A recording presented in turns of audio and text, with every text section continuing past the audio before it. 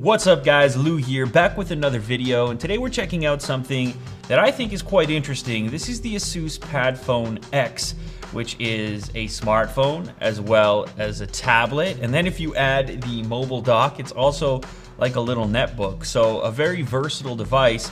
And the phone itself has flagship specifications, kind of an all-in-one jack-of-all-trades type of device. Let's open this up and take a closer look at the PadPhone X. Now this is the AT&T version. It is sold, I believe, exclusively on AT&T right now. And you can pick it up for 199 bucks on contract. So a pretty good value if you think about it. With the flagship specifications, you're kind of getting a tablet as well as a smartphone. Not kind of, you are getting a tablet as well as a smartphone, although the phone is the tablet, so on and so forth. You guys catch my drift. Now, we're not gonna read through too much of this. Instead, we're gonna look at the actual product. So this is the docking portion. You see, dock the phone to activate the PadPhone station. You have your volume rockers over here, power switch. I'm just gonna take this plastic off right now. One thing I like right off the bat, without looking any further, is the forward-facing speakers. You don't see that on every single tablet, and that is obviously a welcome addition because you're gonna get a lot better audio quality having speakers facing you instead of away from you. Forward-facing camera as well. As I flip it over, you'll notice the section for the actual phone to dock, the PadPhone. The connector is at the bottom here. Of course, we've got to grab the phone in order to utilize that, so I'm gonna place this to the side for a moment. Underneath, we have the actual phone, and you can see, of course, texting and driving, it can wait.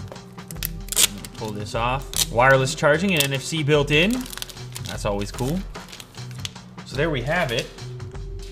The PadPhone X, the actual phone portion, pretty comfortable to hold. Not the tiniest bezel in the world, but pretty nice, sturdy feeling phone. It is plastic on the back, but a kind of soft touch plastic. Over here we have the rear-facing 13 megapixel camera. There's a speaker here as well as a flash. Micro USB down on the bottom. You've got your power switch in this convenient location where your thumb would normally live, as well as your volume rocker in that location.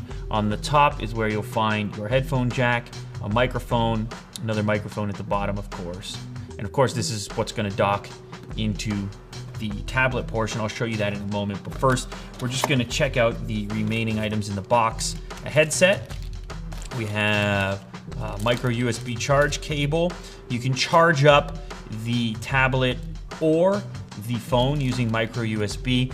That's important because the tablet has its own independent battery and it will charge up the phone. So I believe it's 4,000 plus milliamp hours in the tablet. So even carrying it around as an extra source of power for your phone, or if you're going on a long trip or something like that, it's kind of a convenient way of making sure that your main communication device always has power. Here is the USB power brick, and then the last little portion here is just warranty card and some important notes. I believe that is everything. Yes, that is definitely everything. Let's get some more room and have some fun, folks. This form factor has actually been around a little while, this idea of pairing a phone and a tablet into one seamless device, but it's the first time that it's making a big splash here in the North American market, where you can actually pick it up subsidized through AT&T for a similar cost to a regular flagship device. So let's go ahead and dock this. I'll show you guys how this fits in. Very conveniently slides down, friction fit, and then there's a click at the bottom. Now, when the device is powered on, you also get a vibration to let you know that you have connected it correctly. And it's not gonna fall out either, so you can see here if I shake it a little bit, it's in there in a sturdy enough fashion that it won't fall out, but if you do want to remove it, it also will come out fairly easily with just a little bit of a push. So anyways, that's how it fits in. Now we'll check out the ergonomics with the phone inserted. It's not, you know what? It's not as heavy as I expected it to be with the phone inserted.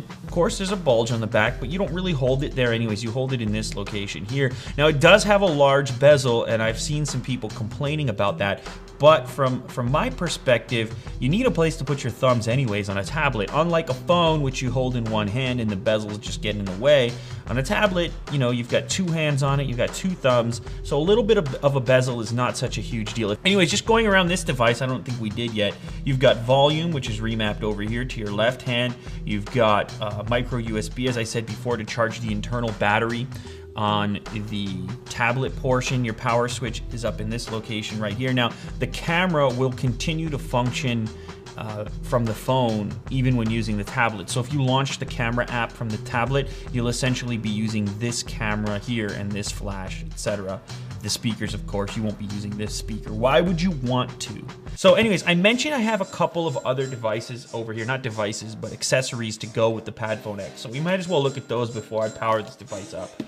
First, we have this right here, the Padphone X mobile dock. It has a trackpad built in, of course, a full keyboard. It's also gonna be a friction fit, so there's no like magnetic or mechanical clasp. It just sort of fits in there and uses Bluetooth. The positive side of that is that you can use it when it's not attached. So if you want to have your tablet resting somewhere else and this on your lap to type, this also has a built-in battery, but it's not going to be like extra battery power for your device because you've already got the extra battery backup of the tablet. Instead, this is going to be battery power just for the Bluetooth control of the keyboard, and it is rechargeable via micro USB as well. You're going to get a lot of battery life since it's a fairly basic functionality. This is plastic, but it's got like a little brushed feel to it. Actually pretty weighty. Let me go ahead here and just give it a quick test.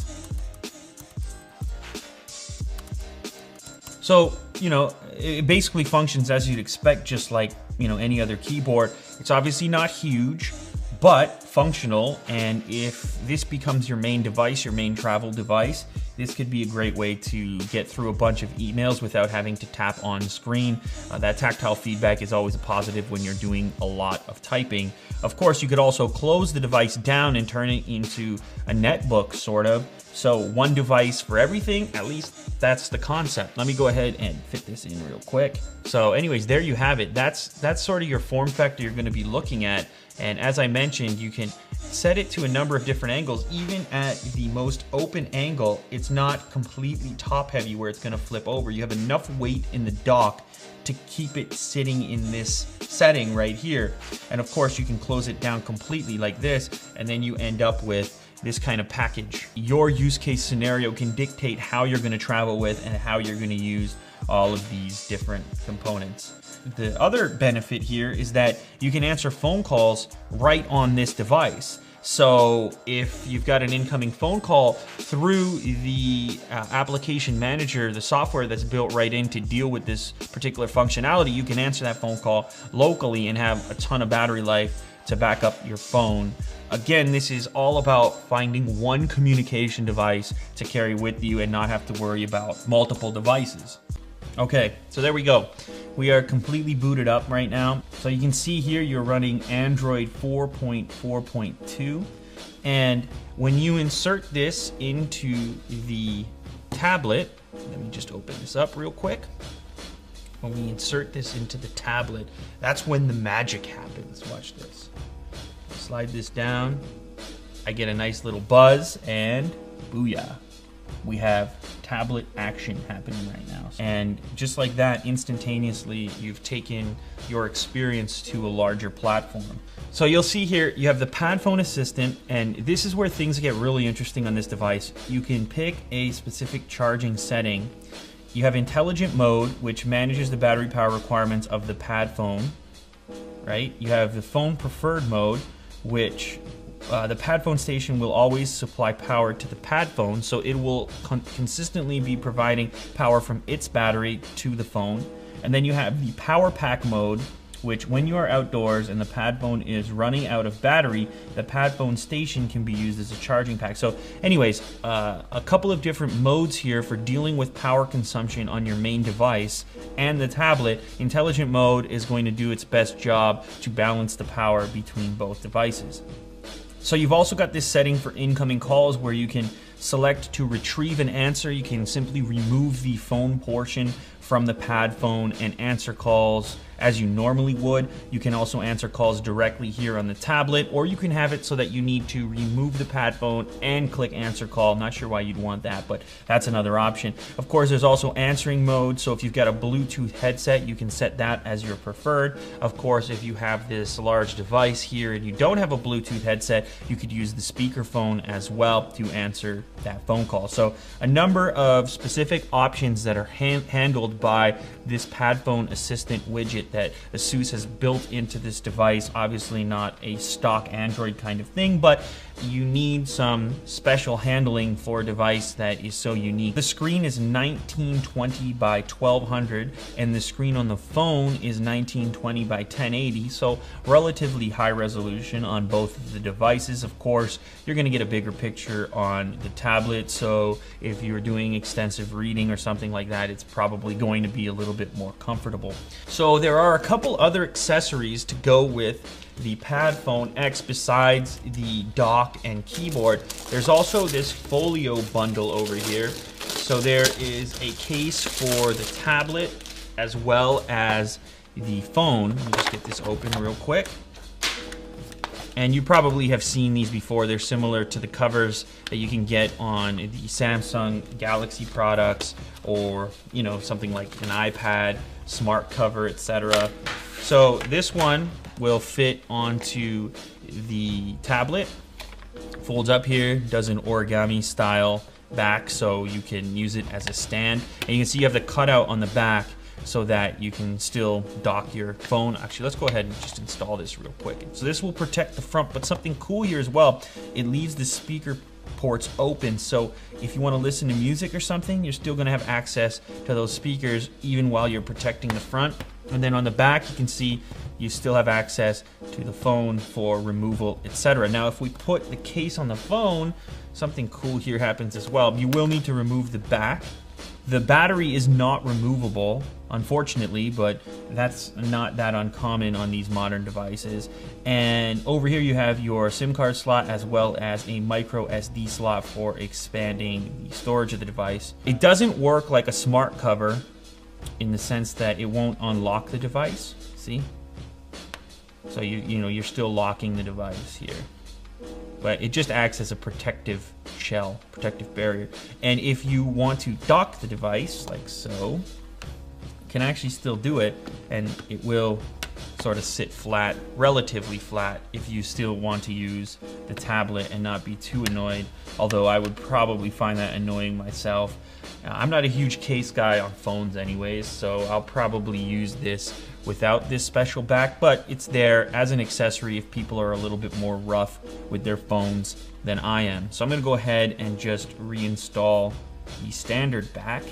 Now, one really cool side effect of going with a combination like this is the fact that you only need one data plan. So if you've got a data plan for your smartphone, then you're pretty much covered on your tablet. Of course, you'll be using the built-in connection on the phone when plugged into this device right here. So that's a value proposition on top of the traditional setup in which you would have data for your tablet and your phone. This is probably an interesting device for individuals who want a tablet and a phone and don't want to spend a bunch of money, or just want a more seamless approach to both of those devices. You have all your information on your phone, and now you have a slightly bigger screen when you want it to behave more like a tablet. Of course, with these kinds of combinations, there are definitely compromises. In this particular case, like I said, the form factor is a little bit bulky comparative to some of the other tablets on the market. Of course, that's necessary in order to allow for this transformation to take place where you can stick a phone into the back of it. Like that right there. Check that out. I think it's cool. I've been a fan of technology my whole life, so anytime I see these new form factors or attempts at new form factors, it gets me excited. I'm not sure if this is going to be the killer device that, you know, millions and millions of people go out and purchase, but I do think for the right kind of person, this could be a very interesting solution. So there you have it, my unboxing and overview of the Padfone X from ASUS. A very interesting device and unique. I love looking at unique devices. If you guys enjoyed this content, make sure to leave a thumbs up down below. And if you have any questions about this device or other things that you've seen on the channel, the best way to get in touch with me is on Twitter. I am at UnboxTherapy. I'll put a link down in the description so you can talk to me there and ask me questions, because I'm sure I'll find out a lot more about this thing as I continue to play with it. After all, this was simply an unboxing and overview, and that of course is what Unbox Therapy is famous for. Initial reactions to awesome products. Hopefully awesome products. Alright guys, that wraps up this video. Thanks as always for watching, and I will catch you on the next episode.